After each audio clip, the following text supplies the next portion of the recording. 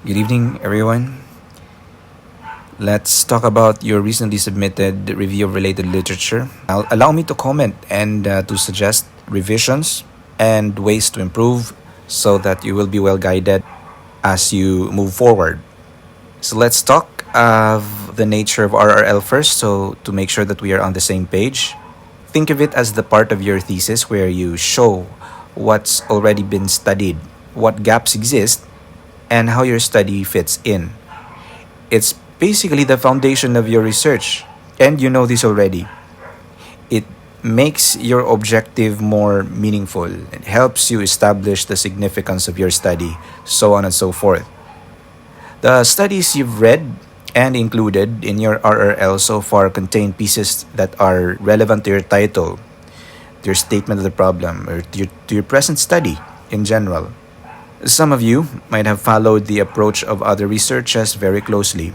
That's totally fine. But remember, ethical research matters. So declare in your rationale that you have replicated or follow closely the study of XYZ, for example, or you follow the methods of a particular research. You may have identified, as an example class, films that are relevant to your topic and even noticed interesting or discussed rather interesting narrative or cinematic elements. But that's great, that's okay, but there's the caveat here.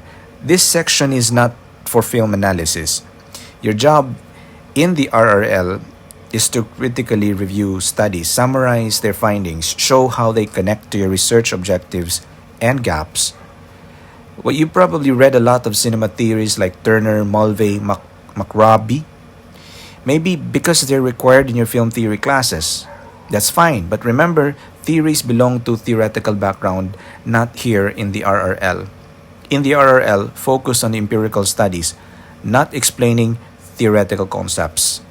Some students successfully include real studies, and I'm glad, like Evangelista et al. 2021. Now, mentioning Evangelista 2021 is perfect. It sounds like there's a real research in your RRL.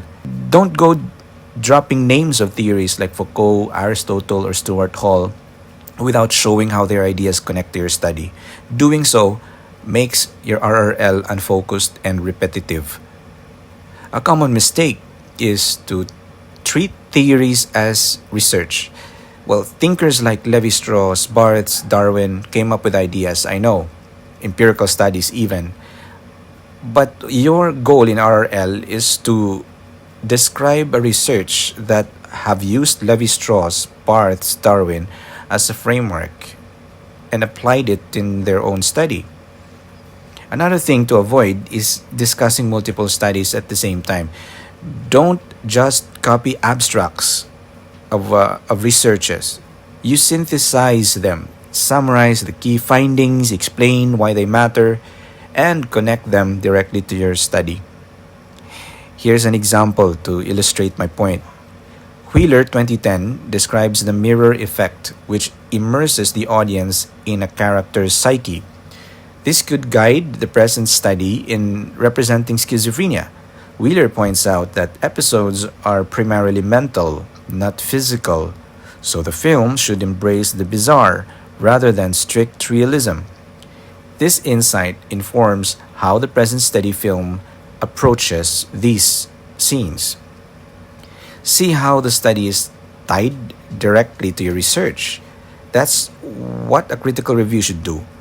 Regarding discussing films, don't write long essays. Again, don't write long essays in the RRL.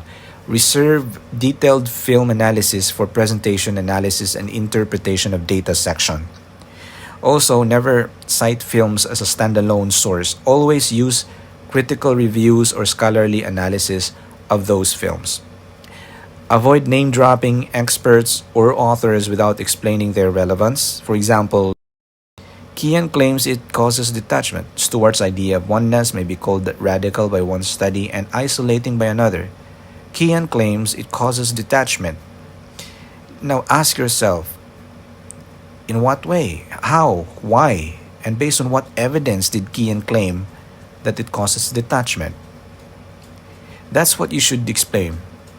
Finally, broaden your scope. Don't just rely on textbooks. Look into sociology, cultural studies, media studies, literary studies, or other disciplines that provide meaningful insight into your topic. Avoid narrowing your search only to your film techniques or narrative structure.